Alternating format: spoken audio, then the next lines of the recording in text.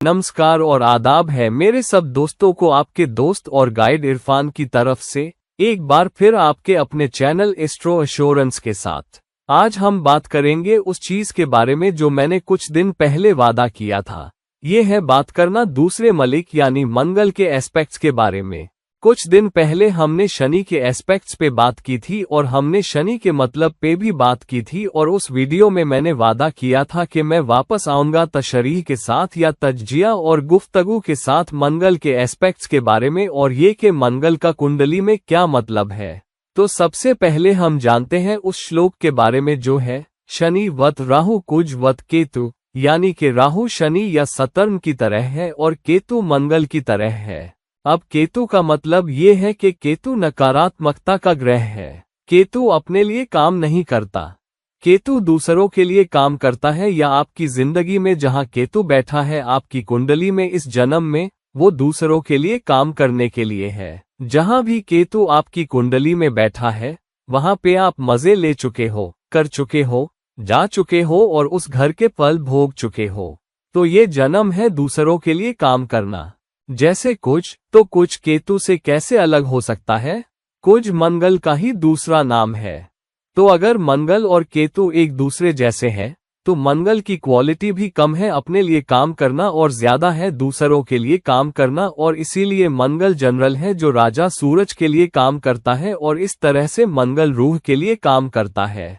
तो असली वजह या मंगल की असली एनर्जी आपकी कुंडली में है रूह को सीधे ऊपर उठाने के लिए, और इसीलिए बहुत मर्तबा जहां हमारा फोकस हटता है उस चीज से जो रूह को चाहिए और दुनियावी चीजों की तरफ बढ़ता है जो हम भाग रहे होते हैं, तो मंगल यानी जनरल और आतिशी एनर्जी हमारी जिंदगी के कुछ हिस्सों को ज्यादा जलाएगी। एक रिमाइंडर की तरह जब हम बच्चे थे और अगर हम आग की तरफ रेंग रहे थे और किसी बड़े या घर के किसी बुजुर्ग ने हमें नहीं रोका, तो जब हम आग के बहुत करीब चले गए और हमें थोड़ा सा जलन हुआ तो फौरन हम पीछे हट गए।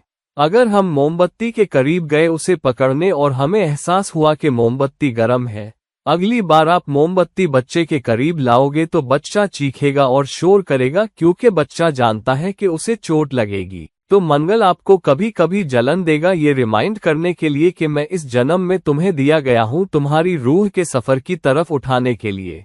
मंगल सूरज का जनरल है, रूह का, और इसीलिए मंगल उस तरह से बहुत कर्मिक एनर्जी भी है। बस साफ कर दूं, सारे ग्रह बहुत कर्मिक होते हैं, कोई किसी तरह से, कोई किसी और तरह से, लेकिन सब किसी न किसी कर्म की तरफ इशारा कर रहे होते हैं।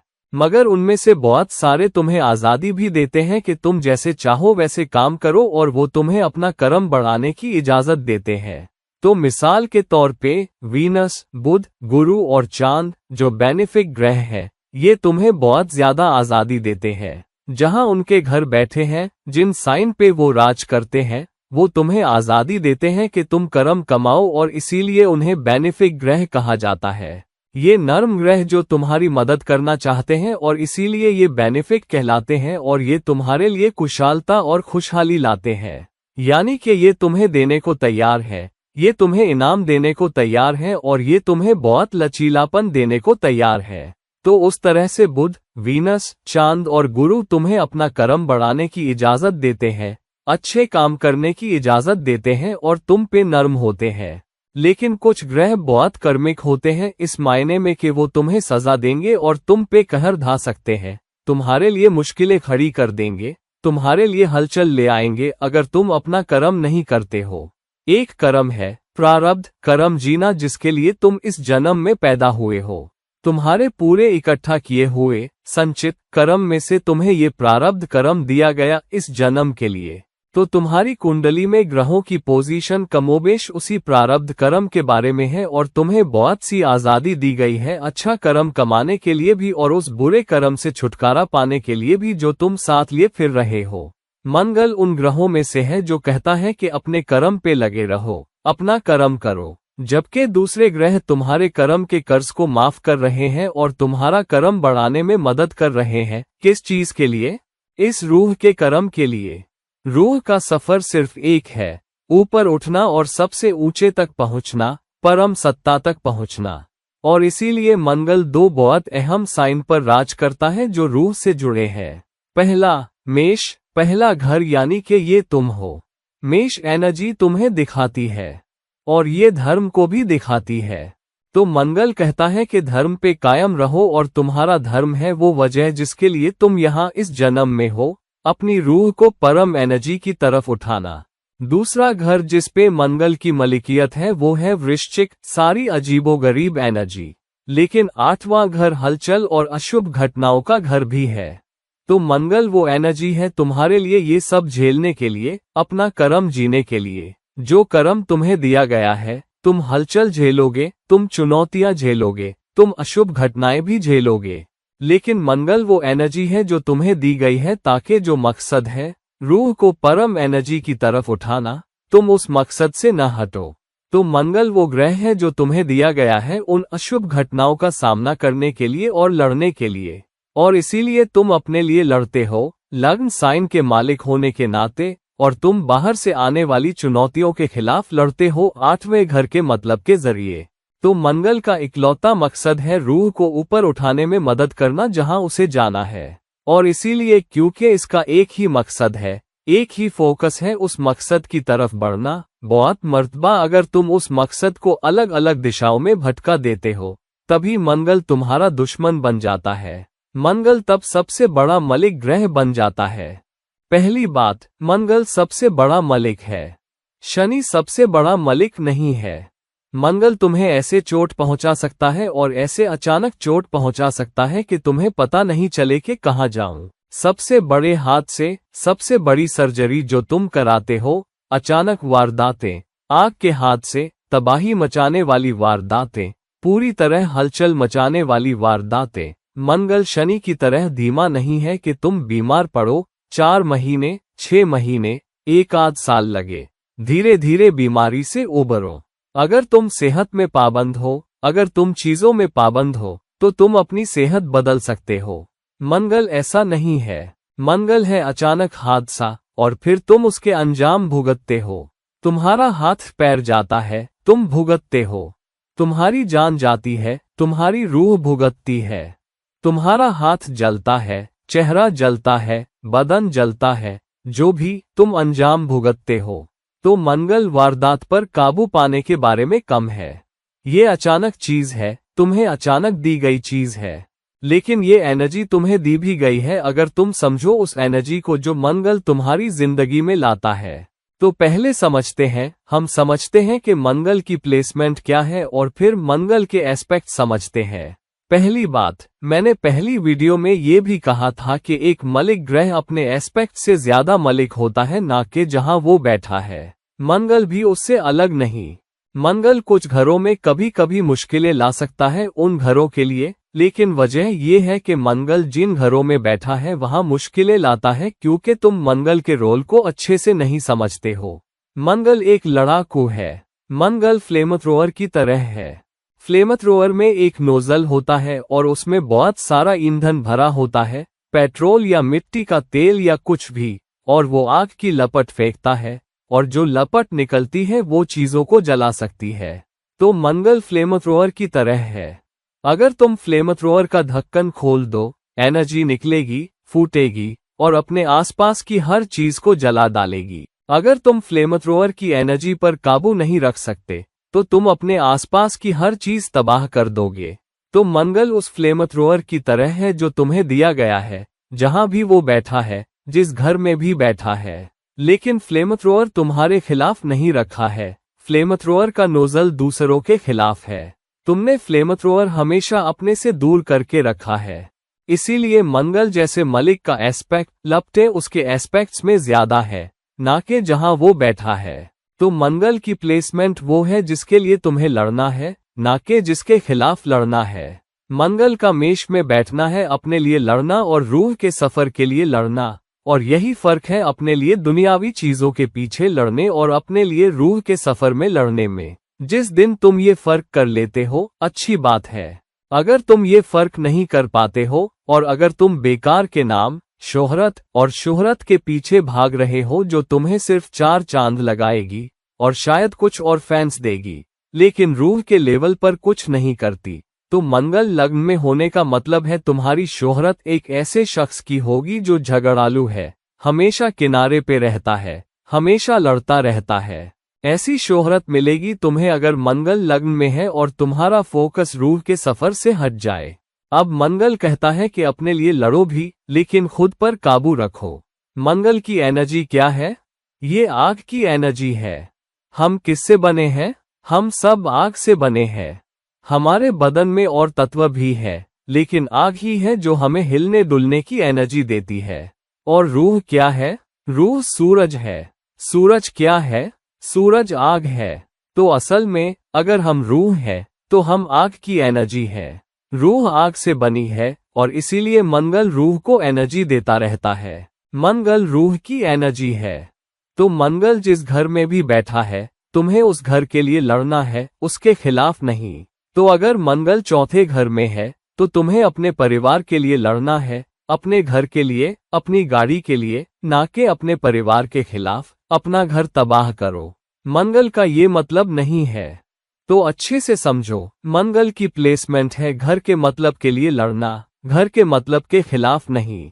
इसीलिए मंगल को चौथे घर में और सातवें घर में मांगलिक पोजीशन माना जाता है, खास करके जब दुश्मन साइन में हो, क्योंकि बहुत मर्तबा मंगल घर के मतलब के लिए लड़ने के बजाय घर के मतलब के खिलाफ ही लड़ने लगता है।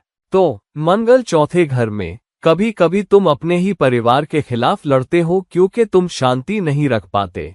और तुम शांति नहीं रख पाते क्योंकि मंगल में गुरु की अक्ल नहीं है। मंगल के पास बुध जैसी बुद्धि और तज्जिया करने की सलाहियत नहीं है। तो अगर मंगल को गुरु या बुध की अक्ल का साथ नहीं मिला, तो क्या होता है?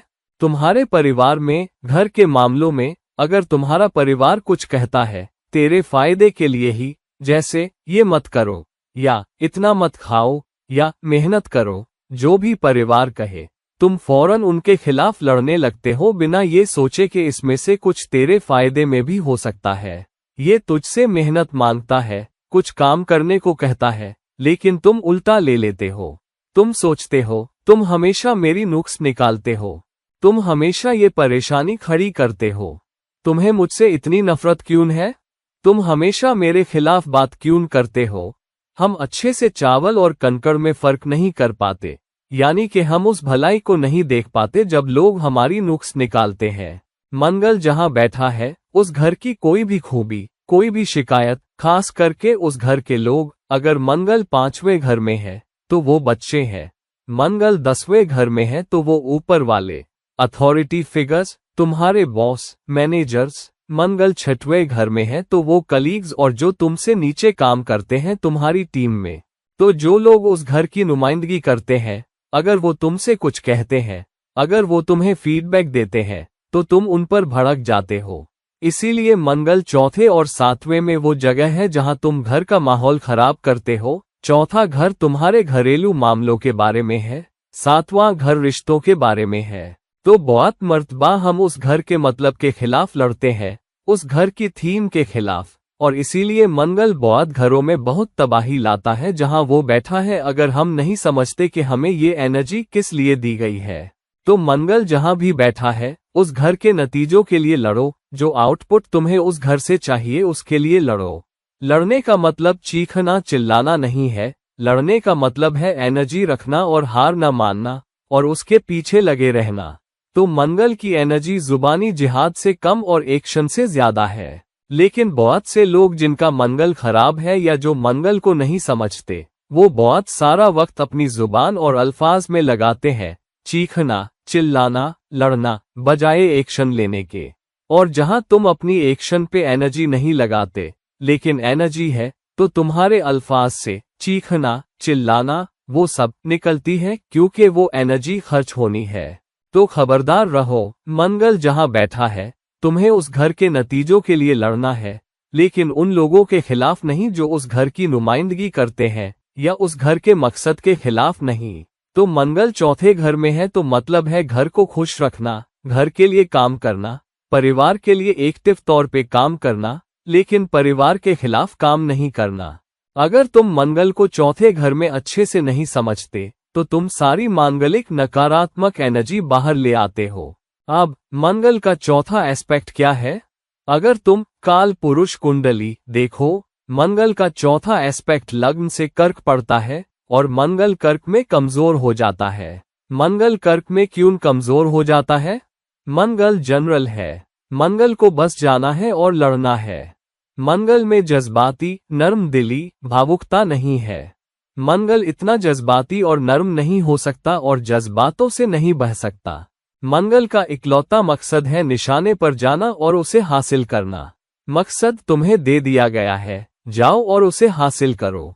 उसके लिए लड़ो, उसके लिए मेहनत करो, उसे एक्टिव तौर पे हासिल करो। जब तुम कहते हो लड़ो, तो इसका मतलब तलवार लेकर लड़ना नहीं है। इसका मतलब है एक्टिव तौर पे उसका पीछा करो, उस पे फोकस करो और उसे हासिल करो।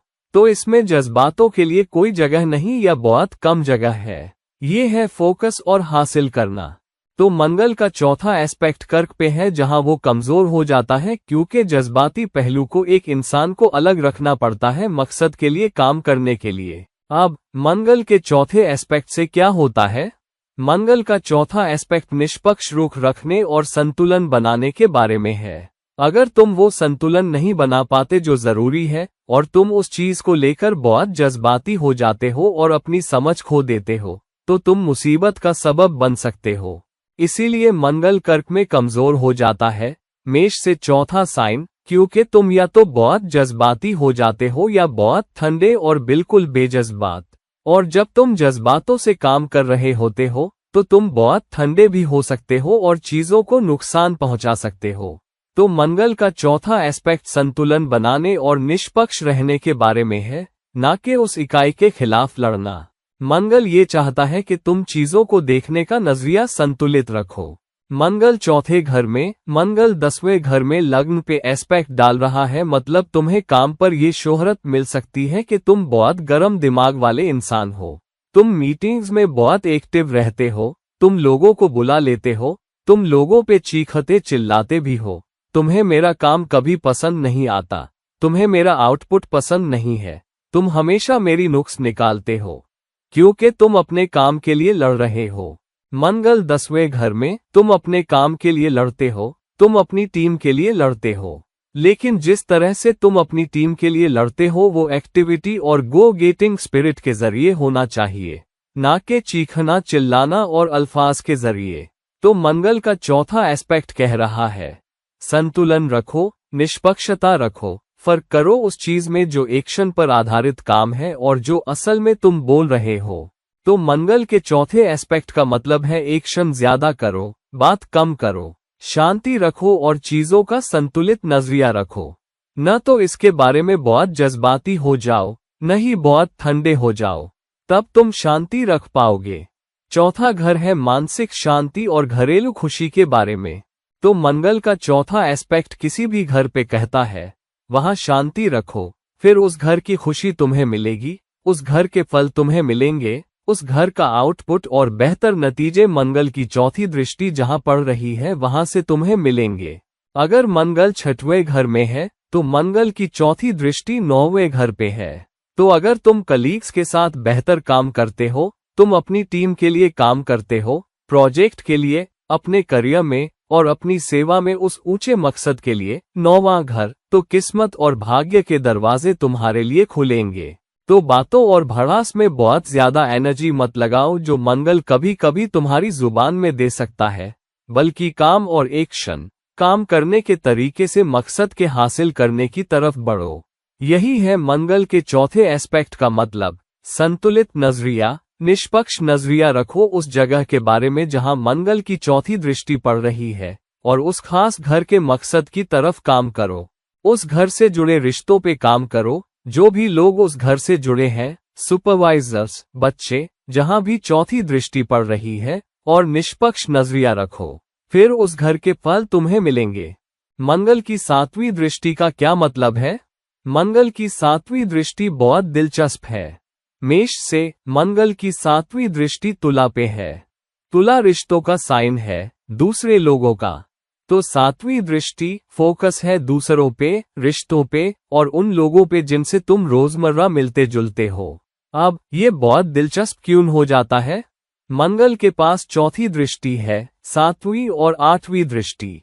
अब शुक्र को देखो। शुक्र दूसरे घर और 7वें घर का मालिक है। दूसरा घर है वृषभ, 7वां घर है तुला। 7वां घर दूसरे घर से 6वां घर है। तुला वृषभ से 6वां साइन है, लेकिन अगर तुम तुला से वापस वृषभ तक गिनो तो वो 8वां साइन है, या वृषभ तुला से 8वां साइन है। तो शुक्र का अपने साइनों के साथ 6 और 8 का रिश्ता है। वृषभ से तुला 6 घर, तुला से वृषभ 8 घर। अब मंगल को देखो। मेष से वृश्चिक 8 घर, वृश्चिक से मेष 6 घर। तो शुक्र को अपने साइनों के बीच जो रिश्ता मिलता है 6 और 8, मंगल को उल्टा मिलता है 8 और 6, लेकिन कमोबेश वही रिश्ता है दोनों साइनों के बीच। तो जब मंगल 7वें घर में है, मंगल लग्न और दूसरे घर दोनों पे दृष्टि डालता है, तो मंगल का शुक्र के साथ दोनों रिश्ते हैं। मंगल शुक्र के साइन में बैठा है, तुला में, लेकिन मंगल वृषभ पे 8वीं दृष्टि डाल रहा है। तो 7वें घर की दृष्टि मंगल के लिए नाजुक हो जाती है। 7वां घर रिश्ता बनाए रखने के बारे में है और फोकस दूसरों पे होना चाहिए। और जब फोकस दूसरों पे है तो तुम 7वीं दृष्टि के जरिए दूसरों से क्या चाहते हो कि दूसरे तुम्हारी मदद करें और तुम्हारे साथी बने उस रूह के सफर में जो मकसद की तरफ है। अगर रूह का सफर ऊंचे लेवल तक पहुंचना है तो सबसे अहम घरों में से एक है गृहस्थ आश्रम। गृहस्थ आश्रम 7वां घर है। तो मंगल की 7वीं दृष्टि है, गृहस्थ आश्रम को बनाए रखो, गृहस्थ आश्रम के लिए काम करो और पति या पत्नी के साथ अच्छा रिश्ता बनाए रखो, क्योंकि 7वें घर से मंगल वृषभ पे भी दृष्टि डाल रहा है। वो घर जो दूसरा घर है जिसकी नुमाइंदगी वृषभ करता है। तो मंगल शुक्र की एनर्जी को पूरी तरह से खराब कर सकता है तुला में बैठकर और वृषभ पे दृष्टि डालकर। अगर तुम नहीं जानते कि गृहस्थ आश्रम को कैसे बनाए रखें और घर में शांति कैसे रखें, इसीलिए मंगल चौथे घर में कर्क में कमजोर हो जाता है, क्योंकि चौथा घर तुम्हारा घरेलू घर है। ये वो घर है जो तुम अपने जीवन साथी के साथ बनाते हो। इसीलिए मंगल को झुकना पड़ता है। जहां घरेलू घर का सवाल है उसे अपनी एनर्जी नीची करनी पड़ती है जहां गृहस्थ आश्रम का सवाल है, वरना मंगल तुला साइन को जला देगा और मंगल वृषभ साइन को भी जला देगा अपनी दृष्टि से। अगर मंगल शुक्र को जला देता है जो इन दोनों घरों का मालिक है, शुक्र तुम्हारी दुनियावी पैदावार है तुम्हारी जिंदगी में, तो मंगल तुम्हारे रिश्ते जला देगा। मंगल तुम्हारी जिंदगी के दुनियावी पहलुओं को जला देगा। तुम्हारे रिश्ते भी बर्बाद हो जाएंगे और दुनियावी फायदे जो तुम्हें जिंदगी में मिलने वाले हैं वो भी बर्बाद हो जाएंगे। इसीलिए मंगल 7वें घर में बहुत खतरनाक हो सकता है अगर तुम रिश्ते पे फोकस नहीं कर पाते, अपने रिश्ते में शांति नहीं रख पाते। रिश्ते में शांति रखना, रिश्ते को काम करते रखना, और तो अपने ऊपर फोकस मत करो। 7वीं दृष्टि दूसरों के बारे में है। रिश्ते को पहले रखो। लोग कमाओ, पैसे मत कमाओ, तुम लोग कमाओ, पैसा पीछे आएगा। यही मंगल की 7वीं दृष्टि कह रही है। तो रिश्ते की तरफ काम करो, पार्टनरशिप की तरफ काम करो, टीम वर्क की तरफ काम करो। अगर तुम पार्टनरशिप, टीम वर्क, रिश्ते की तरफ काम करोगे तो दुनियावी पहलू पीछे आएंगे, घर की शांति पीछे आएगी। वो बड़ा आउटपुट जो टीम वर्क से निकलता है वो तुम्हारे पीछे आएगा। अगर तुम ऐसा नहीं करोगे तो तुम अपना रिश्ता और दुनियावी चीजें दोनों बर्बाद कर लोगे। तो अगर तुम सच में अपनी मानसिक शांति और घरेलू खुशी प्लस अपनी पार्टनरशिप प्लस दुनियावी एहसान जो तुम जिंदगी में चाहते हो, ये सब तबाह करना चाहते हो, तो मंगल जहां भी 7वीं दृष्टि से देख रहा है उन लोगों से लड़ो, उस घर के मतलब से लड़ो।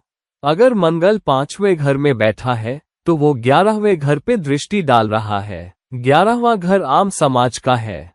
तो मंगल की 7वीं दृष्टि कहती है कि तुम लोगों के साथ, आम समाज के साथ, किसी से भी और हर किसी से जिससे तुम रोजमर्रा मिलते हो या तुम्हारा बड़ा हुआ सोशल नेटवर्क है, अच्छे रिश्ते रखो। उनके साथ मिलनसार इंसान बनो, उनके साथ निपटने में आसान इंसान बनो, तब चीजें तुम्हारे लिए काम करेंगी। तुम बेहतर रिश्तों का मजा लोगे, तुम बेहतर आउटपुट भी लोगे। मंगल दूसरे घर में बैठा है तो 8वें घर पे दृष्टि डालता है, यानी कि हलचल के मामलों में, जिंदगी में आने वाली रोजमर्रा चुनौतियों में रिश्ते तुम्हारी मदद को आएंगे। दूसरा घर परिवार का घर है, दूसरा घर उसूलों और अखलाक का घर है, दूसरा घर कदरों का घर भी है। सातवीं दृष्टि है उस घर के मतलब के आगे झुकना, यानी कि अपने रिश्तों में अपने उसूलों पे कायम रहो, अपनी जुबान पर काबू रखो, उन कदरों पे काम करो जो तुम्हारे पास है और रिश्तों को बनाए रखो। तब हलचल की घड़ी में, अशुभ घटनाओं में तुम्हारा परिवार तुम्हारे साथ खड़ा होगा। जिन लोगों को तुमने जिंदगी में कमाया है वो तुम्हारे साथ खड़े होंगे। तो लोग कमाओ, दुनियावी चीजों और मकसदों पे बहुत ज्यादा फोकस मत करो, क्योंकि मंगल का आखिरी मकसद है तुम्हें रूहानी तौर पे ऊपर उठाना। तो दुनियावी फायदे जिंदगी में कम अहम है, रूहानी फायदे जिंदगी में ज्यादा अहम है, और ये सिर्फ बेहतर रिश्ते बनाने से आएंगे। इसीलिए मंगल की सातवीं दृष्टि कहती है, मंगल जहां भी पड़ रहा है, सातवीं दृष्टि पड़ रही है, उस घर के रिश्तों पे काम करो। अगर मंगल चौथे घर में है, 10वें घर पे दृष्टि डाल रहा है, तो अपने मैनेजर्स, सुपरवाइजर्स, अथॉरिटी फिगर्स के साथ अपने रिश्ते पे काम करो, तभी तुम घर में भी शांति रख पाओगे। तो मंगल 7वें घर में बैठा है, लग्न पे दृष्टि डाल रहा है। जब तक तुम अपने रिश्ते में अच्छा नहीं करोगे, लग्न तुम्हारा साथ नहीं देगा, तुम्हें अच्छी शोहरत नहीं मिलेगी।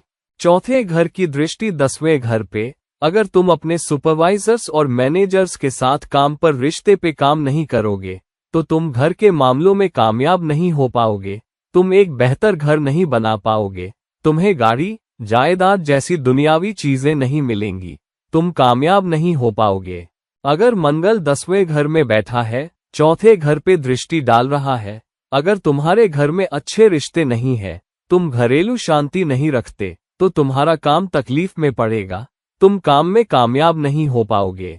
तो मंगल की 7वीं दृष्टि है शांति रखना, रिश्ते पे काम करना, फिर वो घर भी तुम्हारा साथ देगा जहां से मंगल दृष्टि डाल रहा है। और फिर 8वीं दृष्टि, सबसे रहस्यमयी दृष्टि, 8वां घर है। पहली बात, मंगल इकलौता ग्रह है जिसमें एनर्जी है सबसे गहरे नीचे तक जाने की, और जहनुम के सबसे गहरे हिस्से तक भी मंगल इकलौता ग्रह है जो सामना कर सकता है। मंगल उस हद तक हनुमान की तरह है जो तुम्हारे लिए संजीवनी लाने कहीं भी जा सकते हैं।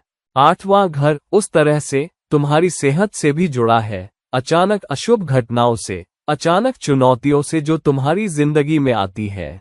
तो मंगल की 8वीं दृष्टि कहती है, हमेशा जानो कि वो वक्त आएगा जब तुम अशुभ घटनाओं का सामना करोगे, और तुम आम तौर पे उस घर की अशुभ घटनाओं का सामना करोगे जहां मंगल की 8वीं दृष्टि पड़ती है। वो तुम्हारे लिए रहस्यमयी, अजीबोगरीब चीजें होंगी, तुम्हारे लिए हलचल लाने वाला घर होगा, और आम तौर पे किसी न किसी तरह वो घर तुम पे बार बार चुनौतियां फेंकता रहेगा। और अगर तुम उस पर काबू पा लेते हो, अगर तुम उनका सामना इंसानियत के तौर तरीके से कर पाते हो, इंसानियत की ओरिएंटेशन के साथ, ठंडे दिमाग से, अपने ऊपर फोकस न करके रूह के कर्म पे फोकस करते हुए, तो तुम बेहतर हो जाओगे। क्यों? 8वां घर मोक्ष का घर भी है, चौथा घर मोक्ष का घर भी है। तो मंगल के 2 एस्पेक्ट्स, चौथा और 8वां एस्पेक्ट, दोनों मोक्ष से जुड़े हैं, क्योंकि मंगल राजा के लिए काम करता है, मंगल रूह के लिए काम करता है, सूरज के लिए। तो मंगल का चौथा और 8वां एस्पेक्ट कह रहा है कि अगर तुम इन दोनों एस्पेक्ट्स को अच्छे से रख सको, अगर तुम इन पर काबू रख सको, तो रूह मोक्ष की तरफ उठेगी। तो मंगल का चौथा एस्पेक्ट और 8वां एस्पेक्ट तुम्हारे लिए मोक्ष देने वाले एस्पेक्ट है। ये वो घर है जहां तुम्हें सबसे ज्यादा चुनौतियां मिलेंगी, लेकिन तुम्हें यहाँ शांति रखनी होगी, यहाँ संतुलन रखना होगा, और तुम्हें उन अशुभ घटनाओं और उथल पुथल या चुनौतियों के लिए तैयार रहना होगा जो तुम पे बार बार फेंकी जाएंगी। मैं मंगल की 8वीं दृष्टि की एक साधारण मिसाल देता हूँ। अगर मंगल 10वें घर में बैठा है, मंगल चौथे घर और 5वें घर दोनों पे दृष्टि डाल रहा है, तो अगर मंगल चौथे घर के रिश्ते को नहीं रख पाता, घरेलू शांति नहीं रख पाता, तो क्या होता है? किसी भी घर का दूसरा घर उस घर की कमाई है, 5वां घर चौथे घर की कमाई है। अगर तुम घर में घरेलू शांति रखते हो, तो तुम्हारे बच्चे अच्छे होंगे, खुश होंगे, तुम 5वें घर के फल आकर्षित कर पाओगे, तुम सट्टेबाजी निवेश के फल आकर्षित कर पाओगे जो तुम करते हो, जो भी निवेश तुम पांचवें घर से सट्टेबाजी के तौर पे करते हो, उसकी नुमाइंदगी पांचवां घर करता है। घर भी एक सट्टेबाजी निवेश है और घर चौथा घर है। सट्टेबाजी निवेश पांचवां घर है, तो चौथे घर की कमाई पांचवें घर से आती है।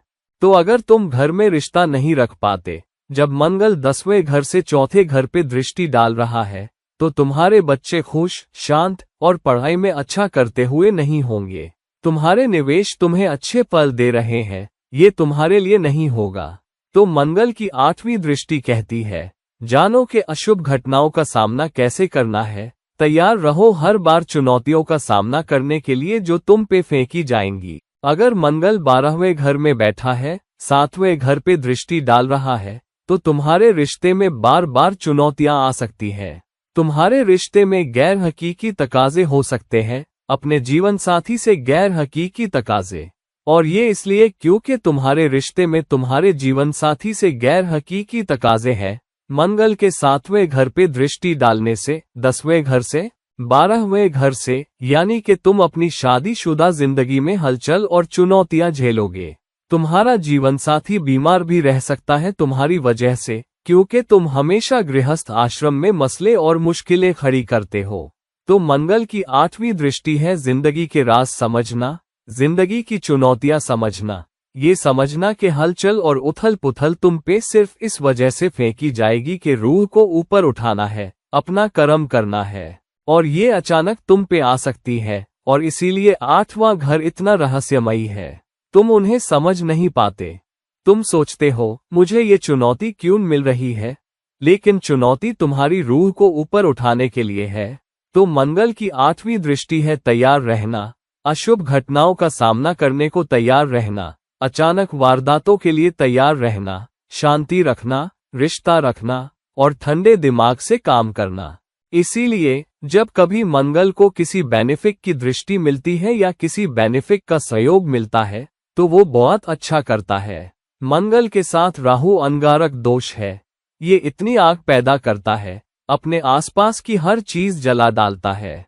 मंगल के साथ शनि बहुत तेज बंधन दोष है, शनि तुम्हें धीमा नहीं कर पाता, मंगल आगे नहीं बढ़ पाता। मंगल के साथ चांद चंद्र मंगल योग है, मंगल हासिल करना चाहता है और चांद है शांत एनर्जी, ठंडी एनर्जी, तो तुम बहुत कुछ हासिल कर पाओगे। ये अच्छा योग है, लेकिन तुम बहुत सारी चीजें तबाह भी कर सकते हो, ज्यादा जज्बाती हो सकते हो। तो मंगल का ज्यादातर संयोगों में निपटना आसान नहीं है। गुरु के उलट, जो बहुत से संयोगों में योग बनाकर भलाई लाता है, मंगल ज्यादातर संयोगों में चुनौतियां पैदा करेगा।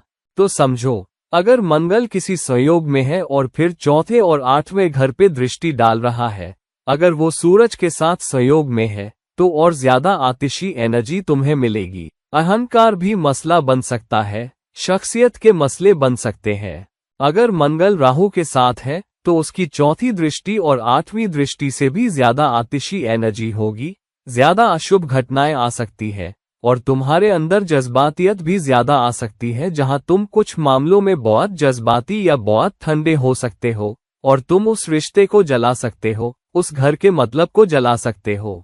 तो समझो कि मंगल किस संयोग में है और बहुत खबरदार रहो, खास करके अगर मंगल किसी संयोग में है। मंगल के साथ कोई भी संयोग एक मुश्किल संयोग है और निपटना आसान नहीं। मंगल के साथ गुरु बहुत बेहतर संयोग है, मंगल चांद, मंगल बुध या मंगल शुक्र से, इन तीनों के बेनिफिक होने के बावजूद। तो मंगल के रोल को समझो अपनी जिंदगी में, मंगल जहां बैठा है। अगर मंगल किसी दोस्ताना साइन में बैठा है तो अच्छी बात है, लेकिन अगर मंगल किसी दुश्मन साइन में बैठा है तो उस घर में तुम्हारे लिए चुनौतियां बढ़ जाती हैं जहां वो बैठा है। फिर भी तुम्हें उस घर के मतलब के लिए लड़ना है, लेकिन उन लोगों के खिलाफ नहीं जो उस घर की नुमाइंदगी करते हैं। मंगल की चौथी, 7वीं या 8वीं दृष्टि दुश्मन साइन में हो तो तुम पे बार बार ज्यादा चुनौतियां आ सकती हैं। इसीलिए मंगल की एनर्जी से निपटना मुश्किल है। असल में मंगल सबसे मुश्किल एनर्जी हो सकती है, राहु से भी ज्यादा मुश्किल, शनि से भी ज्यादा मुश्किल। और इसीलिए मंगल के बारे में बहुत बात नहीं होती, सिवाय मांगलिक दोष या मांगलिक इंसान कहने के। अगर तुम मांगलिक हो और मंगल लग्न में हो या चौथे घर में या सातवें घर में, इस पर निर्भर करता है कि वो दुश्मन साइन है या नहीं। मांगलिक दोष कम या ज्यादा होगा तो चुनौती भी उतनी ही ज्यादा होगी, लेकिन तुम फोकस रखो चौथे, सातवें और आठवें पे, और उस घर में शांति रखो जहां मंगल है। मंगल तुम्हें रूहानी तौर पे ऊपर उठाएगा, मंगल तुम्हें ऊपर ले जाएगा, और मंगल जनरल तुम्हारे लिए तुम्हारी जिंदगी की जंग लड़ पाएगा।